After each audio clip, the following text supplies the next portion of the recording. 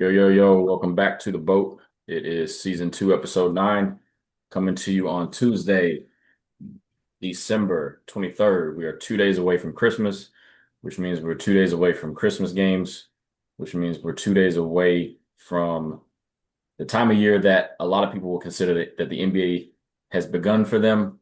But for us, it never stops. We talk about the NBA here year round. I'm your host, Michael Smith. What it do? Hey yo, this is Marcus J. Man, this is my favorite time of the year. Now that I live in Texas, going on 5 years, I got all my favorite things going on at once. The NBA basketball games, NBA still owns Christmas Day. I don't care what football games are on. It's going to be 80 degrees in Texas, which I don't care about all that snow. I dealt with that for 18 years in Chicago and another 10 years in Missouri. And my Bears are winning. Shout out to Darius. We on a run. We locking it up this year. Top seed, all of that. And you will And no, notice we got Go ahead, go ahead, go ahead. I was gonna say, and no, we're not delusional Cowboy fans. I've heard the comparisons. That's not us. We going places. Eh, remains to be seen. Having been at Mizzou with Bears fans and having lived in Chicago with Bears fans, Lord. they're not, I will give it to you, they're not as delusional as Cowboy fans. But I'm not a delusional Cowboys fan. Again, I say I root for, and it's not true this year, but I say I root for the Chiefs as the team that doesn't let me down, and I root for the Cowboys as a team that it doesn't really upset me because I go in with no expectations. And when you've been hurt enough, it's hard to hurt somebody. So I just go in like, you know what? I'm not gonna let them let me down because I have no expectations. So Your what you Cowboys would are know, adjacent to my Bulls. yeah, yeah, that's a fair comparison because Bulls fans are a little. I feel like peace has cost you y'all strength, but there was a once upon a time Bulls fans were pretty delusional in the mid 2010s. No D Rose slander here, but when y'all had Derrick Rose, I feel like was the height of irrational Bulls fan. I don't see how it was irrational. I mean, we were a number one seed dang near every year while he was healthy. You weren't beating the Heat though. You weren't You're beating the always Heat. one injury That's away. Always one injury away. Yeah, but And when you got the Bionic Man back in his prime, you he you used to piss me off, man. He would roll his ankle in a playoff series, and then out of nowhere, LeBron would be back on the court dropping threes. Oh, it pissed me off so much. don't the only time I ever saw injury really hamper him in the playoffs was when it got too hot in the with the at the time the AT&T Center in San Man had Antonio. cramps. He was scared of Kawhi. That's what it was. He didn't have no cramps. He looked at the bench and saw Kawhi over there. He's like, I'm cool. I'm cool, player. Well, without further ado, you will notice there's a voice missing tonight. We got two-thirds of the big three, so it's just me and Marcus holding it down tonight. So I'm gonna go ahead and kick it off with "Call Me Crazy." So call me crazy, but the NBA should switch to MLB style series when they play each other. We talk about all the travel and we talk about all the injuries and we talk about injuries being up. We talk about all these ways that we can either reduce games or increase rest for teams or make the schedule easier for the players. And I think travel is a big piece of it. I think for my job, I travel a decent amount, and I think, man, if I had to travel and then like get ready to go play a game, like that would be exhausting. And I know it's their job. I know they get paid millions of dollars to do it, but if we're looking at trying to optimize performance, why not look at if you're the LA Lakers and you have to play the Minnesota Timberwolves twice in Minnesota? Why not look at, hey, let's play them one night and then get a night off and then play them another night? Or you can do more back to backs that way too. Like you just play a home series and you knock it out all in one fell swoop. I know that there's some downsides to it. You may miss some opportunities for guys to play against certain teams that they're injured. But I just think I don't think owners are ever going to give in to less games because that means less money. You're either going to have to show them where they can make up money in the margins if you're going to reduce it to 72 games. But again, I just don't see that happening. So I think I won't say the most simple way, but an easy solve would be to just go ahead and make it where they play MLB style series. It's similar to where baseball teams play each other 3 times in a row, and then because of the nature of how many games they play each other later in the year too. But you play two games in Minnesota for the Lakers, and the Lakers play in Minnesota plays two games in LA. So that's to me, you call me crazy, but I think that's a potential fix for the schedule. So correct me if I'm wrong. I know we don't have all the facts on this, but hasn't Adam Silver actually implemented that slightly in the past 2, 3 years? And we got some naysayers against it. And also, can you explain what like the baseball series is for me? Yeah, yeah. Silver has implemented it some, but it's been a lot more of they'll play. Say the Mavericks are playing the Nuggets, they're actually playing tonight, but like say they play each other tonight, they'll skip 2 days and then they'll go play in Denver. So they're still essentially making guys travel. What Mm. I'm saying is you should have it where the Nuggets are going to play Dallas 2 times in Dallas this year. You should have them play on a Monday night. You should have them play on a Wednesday night, and then they don't go back to Dallas again. And if they go to Houston after that, then you have them play Houston back-to-back games, and they just essentially kind of roll that on down the Western Conference. So there's a certain way that the NBA schedule lines up that certain teams play against each other 3 times and certain teams play against each other 4 times. And then certain teams you play against each other twice. So it wouldn't work for the Eastern Conference, but it does at least reduce the number of times that guys have to get on planes. And it reduces some of the travel miles that guys put on, especially for teams like Miami or for Portland that are on like opposite ends of the coast and end up traveling more than everybody else. But from an MLB series perspective, essentially, if the Yankees and the Rangers play 6 times in a year, they'll play 3 games back to back to back nights in Texas, and then later in the season they'll play 3 nights back to back to back in New York, and those are the 6 times they play for the year. And then it goes kind of on throughout. They play teams in their own divisions more in baseball. Teams that are in their AL or NL, they play more inter-conference games and some intra-conference games. But I don't have the research to say that doing that is going to reduce MLB injuries because that's really the only way they've done it. There's no data to compare it against the opposite way. I just think if you're looking at reducing travel and you're looking at reducing the number of nights on the road for guys, I think that's a way to do it. So I agree, but for a different reason. Here's my caveat. I think the NBA has to become more watchable, and they've been doing that. It's been a heck of an NBA season. My thing is, if you're not watching this season, then you're just not an NBA fan. But I think in order for Adam Silver to capture the fans more, it's two things: reduce injuries and create more rivalries. Like the one of the best parts of the NBA, at least the '90s 80s, 90s, 2000s was that there was like real mean energy. We don't got that anymore. Um, I feel like the baseball series type thing could be implemented only if you're adding it to like rivalry. So you know how the NBA has rivalry week. They've done that for Yeah. like the past 5 years or something like that. I feel Mhm. like you could do that twice a year and do that with the rival. So if you're doing Lakers Clippers, bang bang, two games at the Intuit Dome for the Clippers, and then come back and do it at what is it? What's Staples? Is it Staples? Crypto. Crypto.com. Crypto.com do the other two games later on in in the season. And you like add fire to the rivalries where it's not just that one game during rivalry week, but you have it back to back, have that good mean energy. And then in doing so, you cut down on travel and hopefully more rest and all that kind of thing. The biggest thing, that's the one thing the NBA has to solve is this whole injury thing. I'm kind of getting tired of the players um the players like pretty much the whole organization, complaining about the injuries. But you know what? Now that they got like the 65 game implementation, like players are losing money. Like J Dub is not going to get that super max because he didn't play enough games to make all NBA, which he probably would have had a chance because he's probably going to play the rest of the season if he didn't miss those first 20 games due to injury. Yeah, and you got injuries like his where they're just legit injuries. It's not just like I'm gonna sit you out a random night just for quote unquote rest.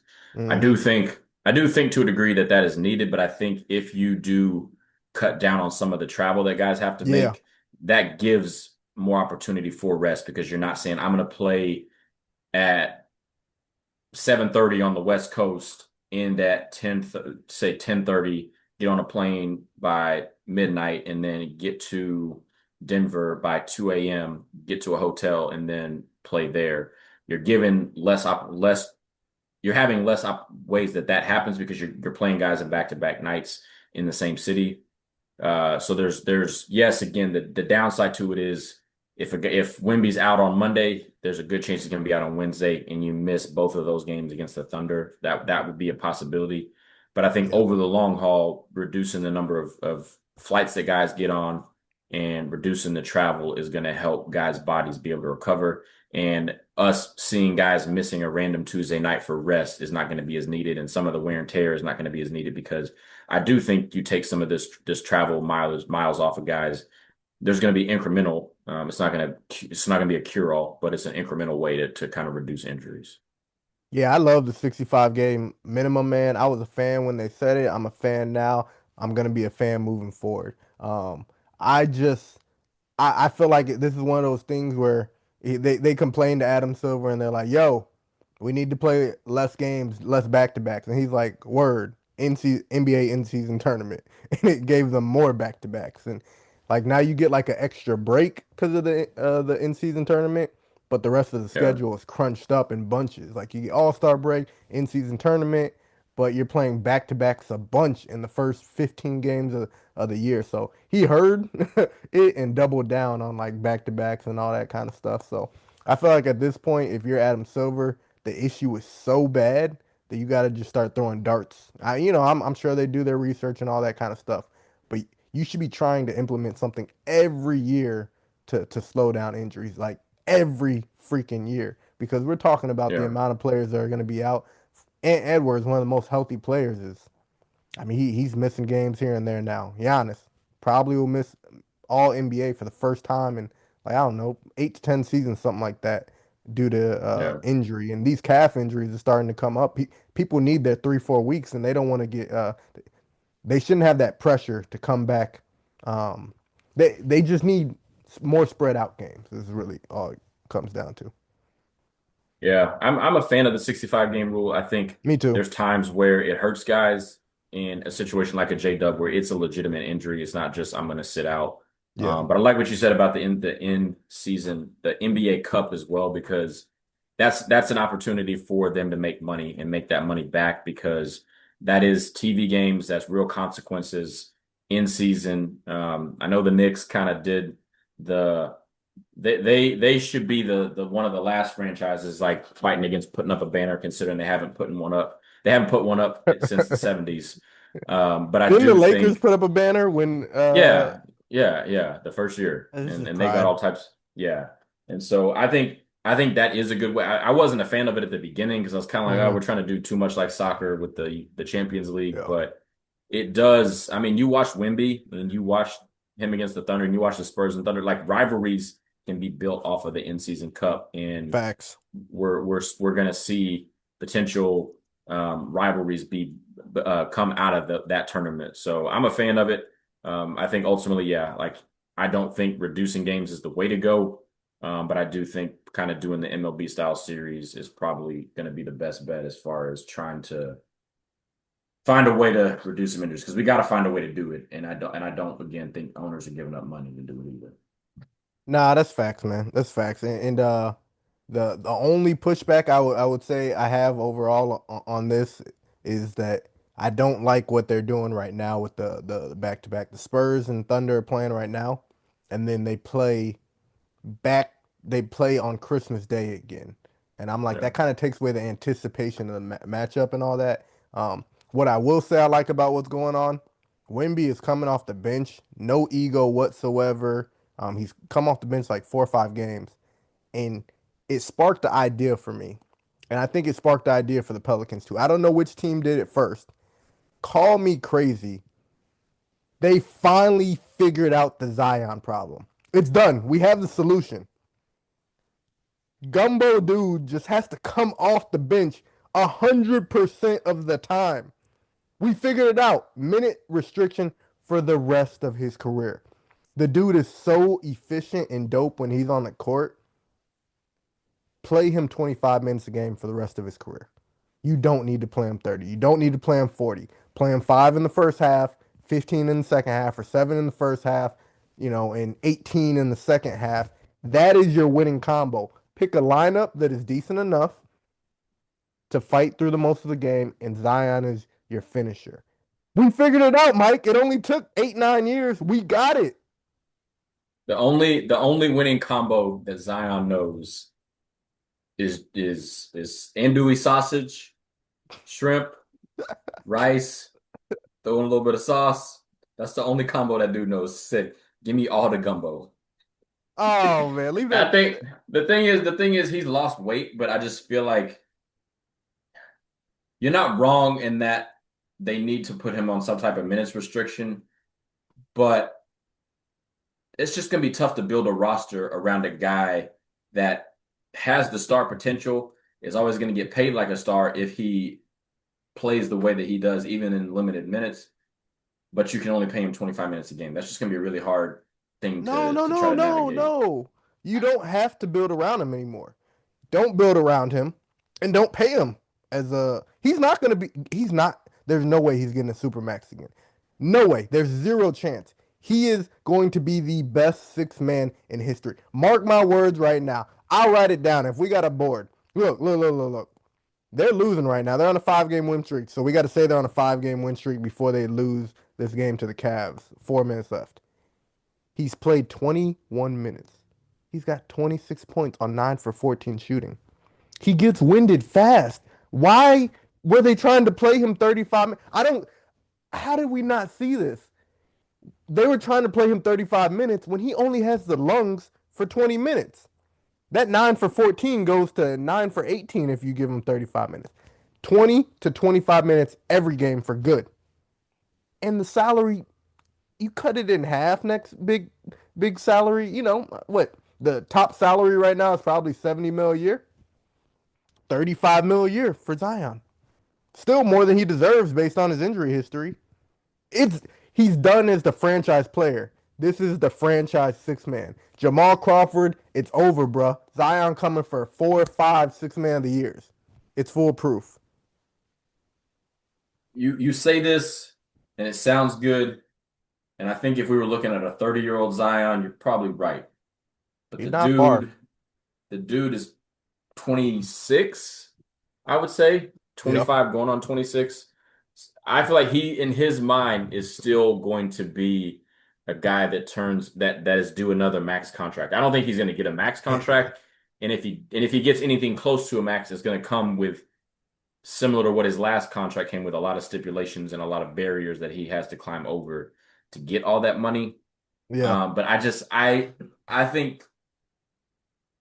think there's just going to be another team out there that talks themselves into um, the pretty girl that you that's your ex that you just like is just gonna come calling, and they're just gonna be like, you know what, I can't, like, if I got a chance to get Zion, I'm getting Zion. And so I don't think you're Well, wrong. I don't think you're wrong in thinking that should be the Pelicans mindset. And gotta if be. it's because they've seen it, they've had enough train wrecks with Zion to just be like, you know what, we're setting boundaries and we're not going to fall outside those boundaries. But I just don't think it's possible because another team is just going to look at him and um, see much more than what he probably is actually in real life. So You're if the right. Pelicans are willing to draw boundaries, then they're fine. And I think I'm talking about you're right from an organizational. I think that's the best role for him from a team perspective. Zion, on the other hand, when his contract is up or when he's got 2 years left and he can start asking for trades and stuff like that, he's probably not going for 20 to 25 minutes a night, and he's probably not going to, cut his earnings and all that kind of stuff. I don't know what the minimum games is for a six man though.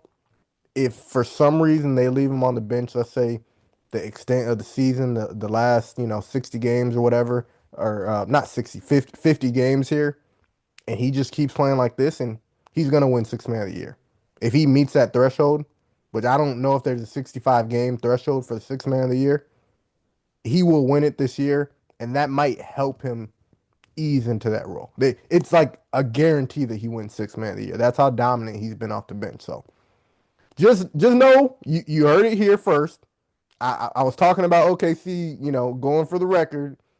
Y'all didn't believe me in the summer, and I'm saying Zion's going for the sixth man now. It's gonna happen. Yeah, I was looking it up because I heard Brian Windhorst say it on the Hoop Collective the other day. There's like a couple of exceptions on the 65 game minimum rule. It's if you play 20 plus minutes per game in 62 games, so 85% of the team's games, then Okay. you do get an exception if you get a season-ending injury. So how Kevin Durant didn't get that last year when he played 62 games, I don't know.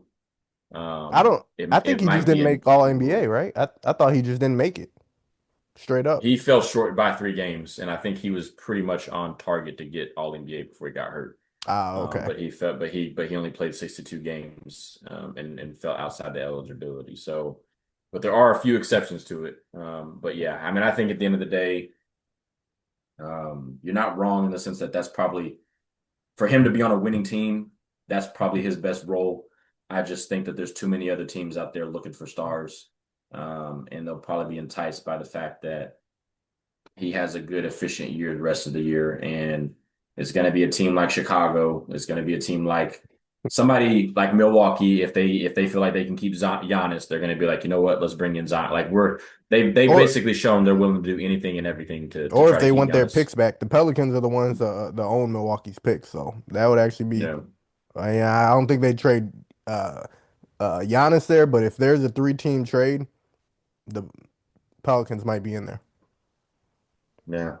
I say that the Bucks do it to try to get Zion to pair him with Giannis. I think that would be something that I could see them trying to do. But Going there's in going the to be a team second, out there. going in the Yeah. second apron with Dame salary, Miles Turner. It's Hey, hey. The the most last, the last, unreliable group you can have, a player that's not even on your team. the last thing Zion needs is a second apron. Lord, what kind of food they got in Milwaukee? It can't be that good. They got cheese. It can't be that good. But like I said, the last thing that man needs is a second apron. You give him one apron, he's gonna eat plenty. Man, don't do that to that man, bro.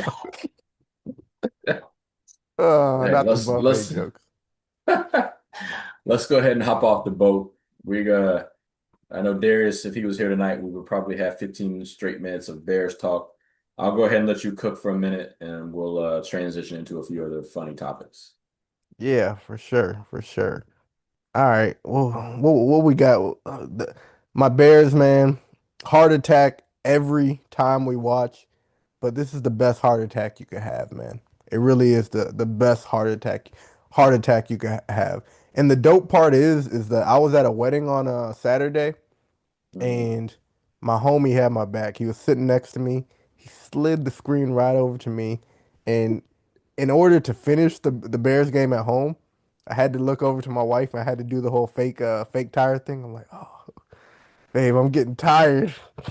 You really trying to dance? I said, all right, go, babe. You get a couple dances in. I went and used the bathroom. I came back, messed around with my eyes, made them look a little bit red, and then came back to the table and we got up out of there. I love my Bears at this moment, man. I was never fair weather. I was here with us. Um, we're 1-1 against the Packers. It's not 2-0, but the fact that we've been so clutch all year is probably like the dopest part about it because a lot of times teams go through these situations where they're in close games and they're constantly losing them. That was us last year. And it puts a damper on your whole week. I mean, I know Bears fans that stop watching the Bears because it literally wrecked their week. I was one of those. Yeah, I mean, I've been there. I mean, I've basically stopped watching the NFL now. I'll still watch college, but college is one of those like I enjoy the NFL, and I will like come playoff time, I'll watch every playoff game that I can. But I feel like with college football, I will watch Texas, I'll watch Mizzou, like the teams that I root for, but then I'll watch Georgia and Alabama, or I'll watch LSU and Auburn on a random Saturday. But like, when it comes to NFL, like I just feel like my Sundays are so busy that it's like, unless it's the Chiefs or the Cowboys, like I'm probably not gonna watch a ton of NFL outside of that. And they're both Yeah. bad this year. So I'm like, I mean, the Chiefs had Patrick Mahomes tear his ACL. Then they had their backup Gardner Minshew come in, and that man Tore his tore his ACL, ACL. right? So it's like, Crazy. man, what's the point? And then you got the Cowboys who have an amazing offense, but their defense is garbage and can't stop a train in freezing weather. And so I'm just like, what's the point? Like it is what it is. So Yeah. I'm gonna let you have your We Bears are, man. There's magic in them painted fingernails. I know we made the jokes, man, but there's magic in them, man. Caleb is that guy. I know there's clutch player of the year for the NBA. Is there an award for that for NFL? There's comeback player of the year, but there's not necessarily clutch player of the year. And He'd Darius, win if it. you're listening, yeah, if you're listening to this, if you are a real one, paint your nails like Caleb. If you're a real one, if you're a real That one. man painting his nails in Chicago, eating that fried chicken that Harold's licking him.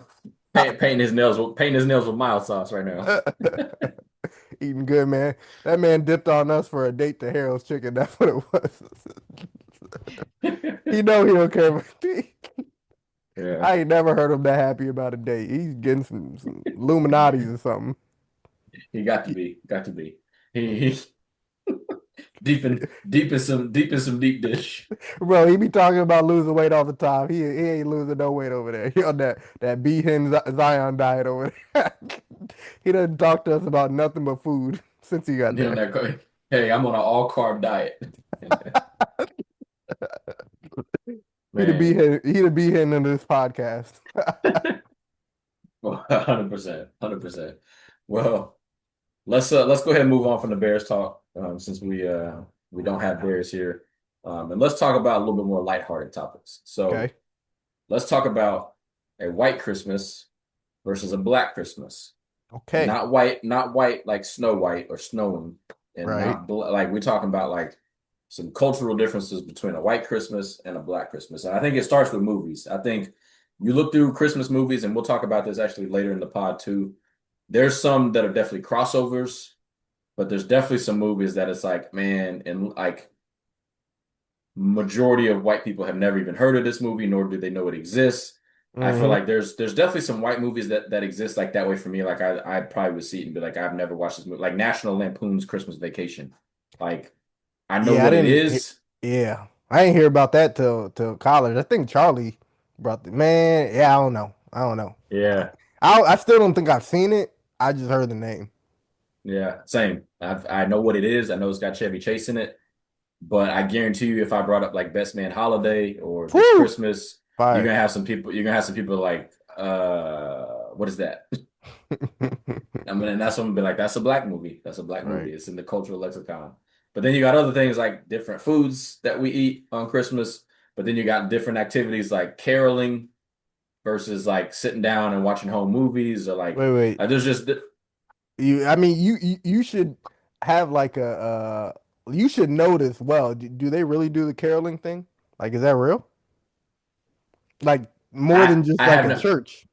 I have never witnessed it, but I know it Mhm. is a thing from growing up. There were people that caroled, This is like and the whole turkey trot thing. I didn't realize people actually woke up at 5 a.m. and thanks on Thanksgiving Day to go run till yeah, I seen not it. me, not me, not me, not me. So, what are some things that you, growing up in a black household, did on Christmas that you think are probably, let's say, exclusive to the black community? Oh man. I would say one. I would say one. Growing up as a kid, my mom had to do her hair, had to put on like she didn't necessarily need to put on makeup, but it was like we didn't Yeah. just wake up. We didn't just wake up and get to run downstairs and open up Yeah. presents. Like Oh man, talk we would about it. be, we Don't would get me be, on the roll, we would be. I'd be like, Mom, it's 9 o'clock. Like we bro. gotta open presents. But a black mom is not about to walk downstairs without having taken her bonnet or her pillow off and having done her hair. She's not about to, even if you ain't recording opening presents, she's not about to sit there with like her hair not did and open up some presents. So you gotta wait on mom to get ready before you can open up presents.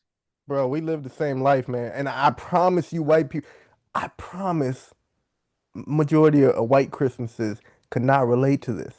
Look.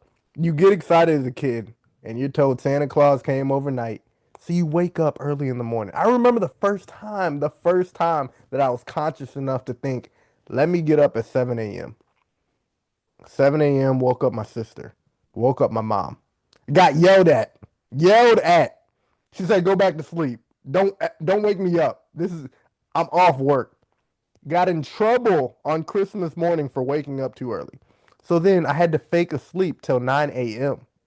And then after that, run over. Okay, can I open our gifts now? No. Go brush your teeth. Brush my teeth real quick. 30 seconds. Nope. Boy, brush that teeth for real. Then go back and brush it for 2 minutes, take a shower. Then mom has to get ready and get the makeup on because guess what? We gonna have pictures. I've never heard any of my white friends getting in trouble for waking up too early on Christmas Day. Never. Nope. It, it stuck with me so Nope. much. I always set an alarm on Christmas Day. Don't wake up till 9 a.m. Even now, I live in my own house. I'm scarred. I can't wake up and open gifts at 7 a.m. in the morning. That's Man, I tell you exclusive. what, I did not realize it was a difference until um I did I did multiple Christmases, but the first Christmas that I spent at my dad's house with my stepmom and my stepsisters, I think I slept in till maybe 7:30. They woke up at 5 a.m. to open presents because they couldn't wait. Oh no, Yeah. you gotta get out the house. You be Yeah. evicted in my Yeah. household. Yeah. I'm like, wait, what? They woke up, opened presents, had time to see like enjoy the presents and then go back to sleep Go back to before I sleep. even No, no, no, before no, I even no, no, before I even got up for Christmas. no. Yeah. So I'm like I was like, man, I was aghast because I was like,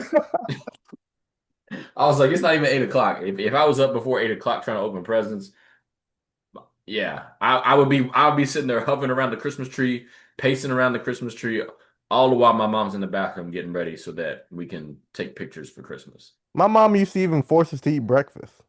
Yeah, yep. I Force. had times like that. I had times like that too. At times like that too. Like, what is the point? And it was and this may be a white thing too, but like and it was all the gifts had to get like separated like by piles. Yeah. And then it wasn't just like open up your gifts as you want to. It was like you take your turn opening up your gift. All right, now you take your turn and open up your gift. It wasn't like we just opened them and whatever. Like it was just it wasn't a free for all. Well, It you was always saw in it the was structured. It movies. was structured. Yeah, in the movies, they just tear Yeah. through. Your Yeah. mom is like, you tear through, you got to show, open up, take a picture. Oh, and best believe in a black household, the wrapping paper, you better put it in a nice pile in the corner. You can't just throw it, Pristine, or you got to be the one to pick it up after. pristine. Yeah. Funny thing is, I don't think I spent too many times at other people's houses on Christmas.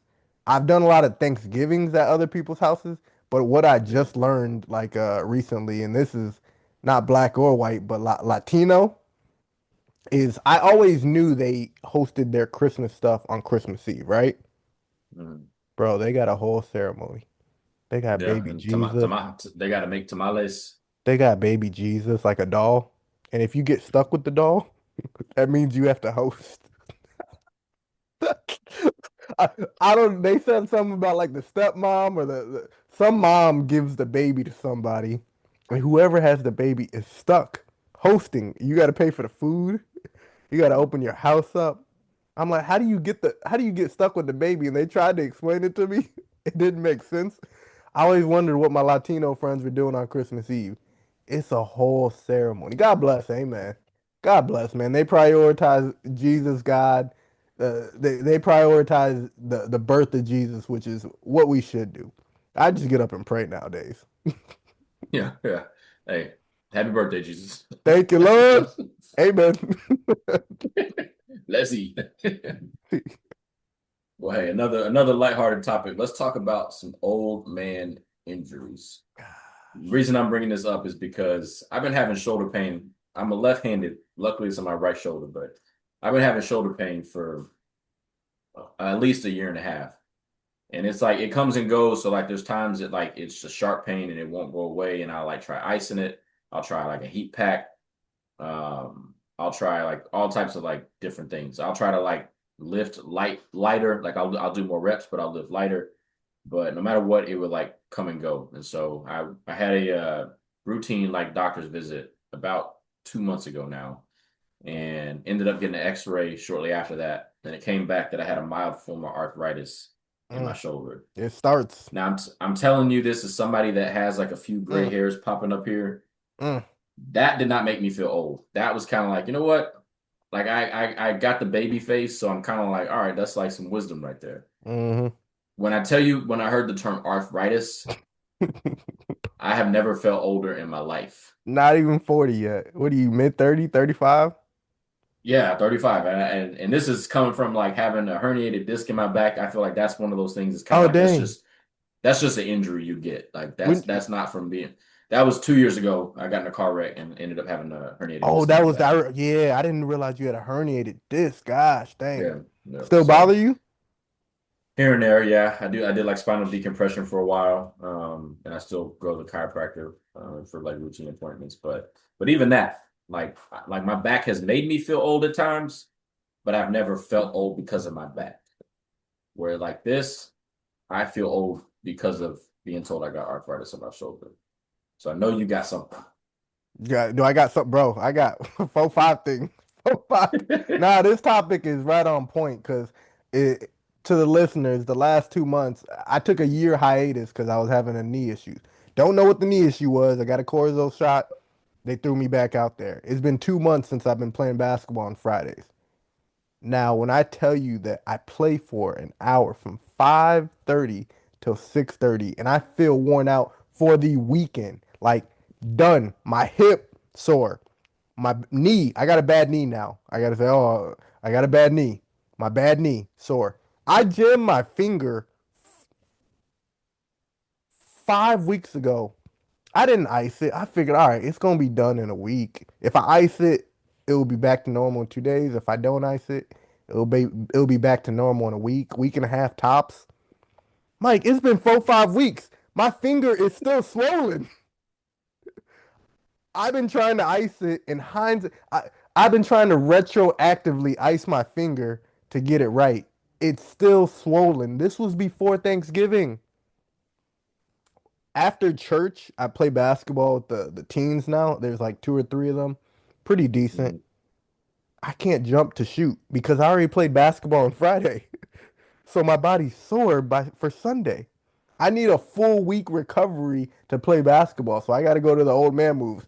Elbow in, push in, getting close to the basket. I still got the weight on them. So, man, it's gotten bad, bro. And I'm Yeah. 33. Yeah, I will throw out another one.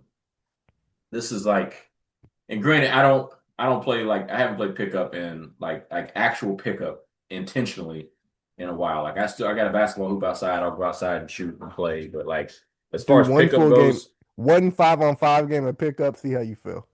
oh, I'm cooked. And it's one of those things I just feel like I don't have time because I'm like if I'm gonna work out, like I make time to work out because I don't want to I don't want to be on that be him diet. Uh, But in basketball, yeah, like it probably would help me like look in shape, but I like at least feeling like I'm getting stronger. So I lift weights and I'm like eventually I'd like to get like hoop again. Once the boys start getting to the age where they want to go to the gym and run and do runs, mm, like I'm hoping I can get around to kind of doing that, mm, but I don't play pickup like often. But I remember 4 years ago, my brother was living in Houston at the time, and I went to go play pickup with him at LA Fitness. And I think I strained my hamstring. I never like got like an official diagnosis, but like my leg was swollen. Like I played pickup with oh him no. and I was like running down the court and just out of nowhere it felt like like I didn't hear a pop or anything, but like Yeah. my hamstring just started hurting. And then I like went home and like iced it. It was like purple, like it was bad. Dang. Like I could like it felt like I couldn't like extend my leg forward to walk without like pain. So and that was just from a normal pickup game, like not even trying to do anything like super crazy. But that was a time that I felt old playing pickup for sure. Yeah, that was what 5 weeks ago for me. The same time that I jammed my finger, I pulled my groin and I nursed it well enough. That only took me 2 weeks. You know what the crazy part is? I'm so critical of these dudes like in the NBA that are not playing. And then I start looking at their ages. I'm like, Steph is older than me. How is he doing this? And he's like playing peak level. Yeah, How did LeBron come back from sciatica or whatever? How did he come back from a foot surgery? How did KD sprain his knee every year, dang near? And he's like 37. It's the perspective I have now, just being 33 and realizing how banged up my body. And I'm not doing this for a living. I do this once a week. yeah. It's insane. I'm about to shoot. I'm saving up my money for physical therapy every year, man. Like it's just in the budget now. Yeah, and I will go back to a couple years ago. So this is now year three that I've done this like charity baseball game around Thanksgiving. This year, I would say I felt fine for the most part. Like I know it's coming, and I know when it's coming. I know what I felt like the first year, so I kind of like train ahead of time. Like I'll do some like long toss. Like I'll practice pitching. I'll practice swinging a bat. So when I tell you this first year, I walked into this charity game. Not and first off, I will say I told them I was down to pitch like 1 or 2 innings, and this is like pitching at like 80% of what you can throw. I think when I was like in like before middle school, I was probably the last time I got like thrown on a radar was I was probably throwing in the 70s, but this is like before high school. So I don't know where I'd be at now. I would say I would at least throw that fast now if I was trying like full speed, but this is probably trying 80% of that. So this is probably throwing 65 to 70 miles an hour. But I told them like, hey, I'm good for like an inning or two, and that's about it because I haven't pitched in any type of game setting since eighth grade. I Mm. think I played softball with the church league when we were in Columbia. Like that's just playing outfield and swinging a bat. Like you're not even as a pitcher, you're just tossing it up there. So the Yeah, last time that I truly like pitched was eighth grade, and so I get out there to play the game. I'm playing outfield the first inning. The guy that's supposed to be pitching pitches the first inning. The second inning, he's throwing it. The ball's not even getting to the plate. They're like, all right, Michael, we might need you to pitch earlier than we thought. And I was like, that's cool, but like, who's pitching after me? And so I get out there and I probably throw 90, 80 to 90 pitches, no lie. I pitch basically halfway through the second inning, and I think I pitched that all the way and wrapped up the seventh inning. So I pitched basically five and a half, five and a half innings, probably almost 6 innings. The next day, my elbow was swollen. My my back was swollen. swollen. My Lord, back, that's my that Dwight. back, That's that the Dwight left. Howard. No, sir, don't you put that on me. Don't you put that on me. Don't you put that on me. It was like right behind my oblique muscle, not like Okay, not the not a tailbone. buttocks injury. Okay, cool, Not cool. a no. But yeah, that was definitely an old man injury. Cause yeah, Yeah, you I know felt it's bad when you try to put a minutes restriction on yourself beforehand. oh yeah. Zion is as we talked about already in that movie. Oh, for sure.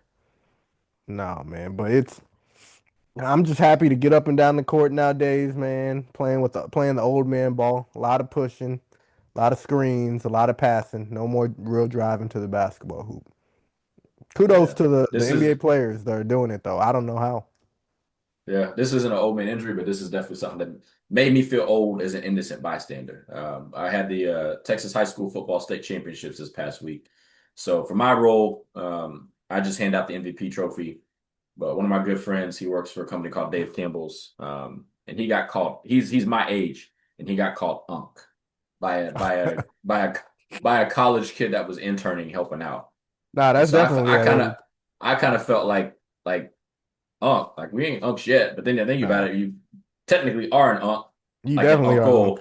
an Uncle, but an Unk to me is like Shay Shay or um somebody that's like mid to late 40s. But the fact that I got somebody my age getting called Unk, I'm like, it's it's getting crucial out here. Oh yeah, you for sure Unc age. You got kids. I'm Yeah. Unc at church and I don't even got no kids, bro. You definitely Unk age. It feels like it doesn't feel like a term of respect when you're under 40. It feels it feels like if you're like mid to late 40s and somebody calls you Unc, that's like I respect you, that's OG status. When you're like sub 40 getting called Unc, that just feels like I'm just doing this just to poke at you and let Yeah. you know that you're not as young as you think you are. Yeah, no, yeah, yeah. That's basically what it is. Like, don't try to do the zombie land dance. Don't try to like say 6'7", or I guess the new one is 41. I Don't don't know try about that. don't try to keep up with the lingo. Like it's not meant for you. It's FUBU. It's for us by us. It's not for you. It's basically what it's saying. Dang. Yeah, we getting old out here, brother. We're getting old out here. It's true, man. I'm gonna keep icing. Keep icing. Keep doing what I do. I I would say I definitely got put on notice as reaching Unk status. But let's talk about who put us on notice on the court this past week. I will say I know it technically extends past beyond a week's time span, but I got to give it to the San Antonio Spurs. They have won Word. 6 games in a row. They got 6 game winning streak right now. They're playing tonight as we speak, so that could be ended tonight. But they're second in the West, which I find kind of surprising. I mean, we feel it feels like after they beat the Thunder, when Wemby came back, you started hearing a lot more talk of, oh well, it's the Thunder and it's everybody else, but in that everybody else, it's the Rockets, it's the Nuggets. Some people say the Lakers, they're probably still a tier below if unless they get a piece. But you started hearing people mention the Spurs in that next kind of group. And I was kind of like, I don't know. It's probably a little early. It feels like they can get into the playoffs and make some noise. But the fact that they're second in the West and this team is still, in my eyes, a pretty young team. I know they got De'Aaron Fox as an OG and is a vet, Yeah, Harrison and I know Barnes. they got Harrison Barnes as a vet. But like most of the key contributors on this team, Dylan Harper, um, Castle, goes without saying, Wemby, like their core is all guys that are third year and younger, as far as the guys that they're probably gonna be building with for the next 10 years. So they definitely put me on notice from the standpoint that they deserve some respect, of being not a threat right now, but they deserve some real respect of like they're going to be a threat a lot sooner than 2-3 years down the line. I think next year we're looking at them being a potential threat to the Thunder. Yeah, and one aside to that, I won't get too deep into it, but I think there's a real question about like Spurs culture, and somehow it just fell in their lap that not only did they obviously get the number one pick from the Wemby draft, that was obvious, but the thing that doesn't get spoken about enough is how the Spurs get egoless players. You get Tim Duncan, a generational star.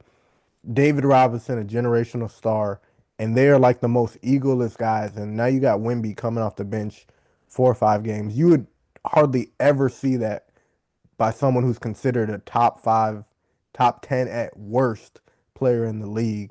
Um, Yeah. him coming off the bench, it just says something about the Spurs organization. Like he could have come back and started and played 5 minutes and then waited, you know, till 20 minutes in the half. But they strategically brought him back, played him 5 minutes off the bench, and then he got to play the other 15 minutes to beat the OKC. Um, during the cup win, and he stayed on the bench for 4 or 5 games. I'm sure it changes probably 5, 10 games down the road or something like that. But for him to have I don't know, enough awareness or lack of ego, like it really says something about him and it says something about the Spurs. So shout out to I think them. he's definitely. I will say he's egoless in the sense of like he's a team player, and I think he's egoless in the sense of he wants to do what it takes to win. Yeah. But this is also a guy that said Shea's the best player in the world right now. Jokic is the second best in the world right now. But until I come back, because when I come back, I'm the best player Oh in the yeah, world. yeah, yeah. Oh yeah, nah. He liked that, and I'm sure, like most competitive guy in the room. I'm sure it was the same for Timmy. But their competitiveness turns into their willingness to sacrifice rather than it's got to be about me. You know what I mean? Yeah, that's fair. That's fair. I'll give you that. And they're So up on far, he has shown us that. Yeah, they're up on OKC right now, 84-76. Well, y'all will know the results when you guys hear this pod in the morning, but the fact that they're competitive with the Thunder every game, insane. My put you on notice is not a positive, it's a negative. The Atlanta Hawks and Bulls gave up 302 points on Good Lord, that's a lot of points. on Sunday. I sat down, watched this game at 2:30 p.m. on Sunday. I skipped the NFL to watch my Bulls, and this was in regulation. Most points scored this season for any game, and it happened in regulation. It came down to nobody was contesting layups. You get shots, in this new 3-point You say it's a era. layup, it's a layup line, layup Yeah, line. no, dead serious. The analytics with our new analytics, you're gonna have some crazy scoring games when it comes to threes, but that should be 125, 130. I'm watching this game, and you got all these athletes on the court, and nobody could block a layup. Nobody can contest a layup. Wide open, and it started like ASAP right away. I thought it was gonna, you know, it wasn't like they came out with the energy and then got tired. Just lack of effort, man. And I'm genuinely disappointed because I'm a big Jalen Johnson fan. He's putting up crazy numbers right now, but he's got to be an athlete on the defensive floor. It's not just about staying in front of your man, but it's like contest some shots at the basket, man. Like I expect this from my Bulls. We got Vucevic at center. Like I expect that. But dang, oh man, I don't know. It's disappointing. It really is disappointing. So So that you told them boys have some pride in your have book. some pride, have some dignity, have some respect, man. Like you got Dyson Daniels. He's he was top three in all defense. DPOY last year. Nikhil Alexander. He's known as a defender. Zach Reese, Jalen Johnson, Okongwu. Like all these guys are known as defenders. How the heck do you have a lineup with that? I don't care if Trey's in or Trey's not in, and give up 152 points. It's just insane. As for the Bulls, trade Vucevic. It's done. Rebuild, get a rim running center, and have some pride too, man. So it's just Yeah, frustrating. you would have thought when they lost to Rosen and Levine, when they traded Levine, they would have been like it's time to hit the reset. But they like I always say, like a fly to a light, they are attracted to mediocrity like no other franchise I've seen. And I will say this politely, I could care less about Bulls fans, but I feel for Bulls fans in the sense that it's got to be frustrating because as a Mavericks fan right now, I understand what you're kind of going through in the sense of we're a team that should be bad, but we're a team that's just good enough to win a bunch of games. And I got the Mavericks and the Nuggets on right here, and Coop just hit a three for the Mavs to go up five with 3 minutes left. And I'm like, I want them to be as competitive as possible and lose by one every game because they ain't. Kyrie gets healthy, it's gonna be too late. They ain't beating the Thunder, they ain't beating the Rockets, they ain't beating the Nuggets. Like, let's just go ahead and cut bait early and like not break anybody's heart. Let's just go ahead and be bad. Like again, I want to lose every game by one. Wow, I appreciate the empathy. You can't relate. You went from Luca to freaking Cooper Flag. You're not part of this, dang it. Where's Darius at, dang it? Join me in the sunken place. You know nothing of our pain. Screw you. Hey, We're back in the hey, 10th I seed, like we're supposed to be. All roads lead to the Bulls getting the ninth or 10th seed, like always. Screw your Mavs. Screw your feelings. I'm not 39 feeling it. wins. 39 wins. Like Lakers in five, 39 wins. Nothing more guaranteed than that. Nothing. Nothing. Is making your ends, confessing your sins, and 39 wins. Gosh, man. Man, but let's go ahead and end this pod with a fun little draft. Again, we only got two people tonight, so we're not doing the snake style draft. It's just going to be back and forth, competing for the greatest Christmas movies of all time. I just got done watching one of them, and so you got the first pick of the night. So go ahead and do the honors of kicking us off with the Stuck on the Boat draft, the goated Christmas movies. Yes, sir. Yes, sir. With the first pick, you know where I'm going. Friday after next. I'm trying to see what that be like. No, no, no, no, no, Trying to get no, a little bit no, of no, da-da, no, da-da, no, da-da, da-da. no, no. She said she's He's butting a from the boy, back. Damon. He's a boy, Damon. Shut up. I know somebody that like it. I, yeah, that's number one pick for sure. Friday after next. That's a good one. That's a good one. I'm gonna go ahead and do Home Alone 2 as Mm, my first pick. it's on my list. Dang. Oh, that would have been my top I white will not movie. I will catch maybe some slander for this, but Home Alone 2 is better than Home Alone 1. I just No, got it's done fair. watching both. I just got done watching both of them over the past few days, and to me, I'm like, I used to think, you know what, like I have some bias towards this because Home Alone 2 is the main one that I watched with my dad growing up, but it's not even close. Home Alone 2 is better. It's fair. It's closer, I think, than you're giving credit. But I mean, Home Alone 2 is pretty good. It's pretty good. All right, the movie I watch every year, without a doubt, since I've seen it, How the Grinch Stole Christmas. That's my number two pick. Okay, I'm gonna go ahead and take my first black movie and go this Christmas. Good movie, good movie. Oh, took a couple of mine. Oh man, I love this movie. It's just hard to watch it. I am gonna choose The Best Man Holiday as my number Woo! third pick. Great That movie, was yeah. just It'll bring you sad. to tears. It'll bring you Just to very tears. sad. Can't It watch did. that every year, that's for sure. Whenever he loses his wife and that lip starts quivering, Yeah, means man. gravy. My lip starts quivering when that happens.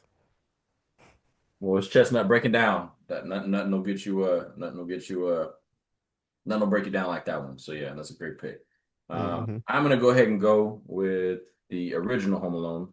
It is not a bad movie. I will say that. I like You can't choose, Mike. You done cheated like this before. Like you they're can't two choose separate movies. Two the separate same movies. theme. This is like when you chose Cooper Flag for I don't even know what it was. What, Most Improved or something like that? They are two separate movies. Gosh, dang. It's If I not knew like the it's not like you play one and the next one plays right through. It's a if I sequel. if I knew the rules, I would have chose Home Alone, but I Bro, don't get mad at me because you don't do your research. didn't. Go ahead. Go ahead and give me your last pick. All right, my last pick. Oh, this is tough. Die Hard. No, That I'm ain't gonna a go with, Christmas movie. nah. It is. It is though. I'm gonna go with Bad Santa. I love. I watched that movie enough times. I'm a big Bernie Mac fan. I've seen it a good amount of times, so I'm gonna go with Bad Santa. Cool. I am going to go with Elf. Not my favorite. Not my Yeah, favorite. and that's fine. That's fine. And I know some people like it, some people don't, but that's definitely on the must watch list for me and the fam every year. You One know of what else is a really trash, overhyped Christmas movie? Polar Express. That movie's Yeah, it's creepy to trash. me. It's Hot creepy. The the animation is creepy to me. I'm not a Yeah, it fan. is. I'm not a fan of Polar Express, but Hmm. I Faison Love his brief appearance in Elf alone is enough to throw it up there for me. So It's fair. if you need me, call me on my radio. Keyword Santa's got a brand new bag. So I'm gonna go ahead and go through your list again since you got first pick, and I'll go through my list second. Oh man, I feel like Darius right now. All right, it was Friday after next, The Best Man Holiday, How the Grinch Stole Christmas, and what was my last one? Bad Santa. Oh, Bad Santa, number They four. call Yep. me back door sound. I got Home Alone 2 this Christmas, Home Alone and Elf. So solid draft. We won't be in that it's a lighthearted draft. We're not gonna try to go too into the sticks of who won the draft, but I think I did. I think I got you there. So we'll just say that. Maybe. Well, yeah, you cheated with the Home Alone. That's the only reason. That ain't true. That ain't cheating. That's just what Chris Paul say. Figuring out the rules and playing by the defined rules, even if you stretch the rules to a degree. And he got cut by the Clippers. So what's your point? And with that, Merry Christmas. Merry Christmas.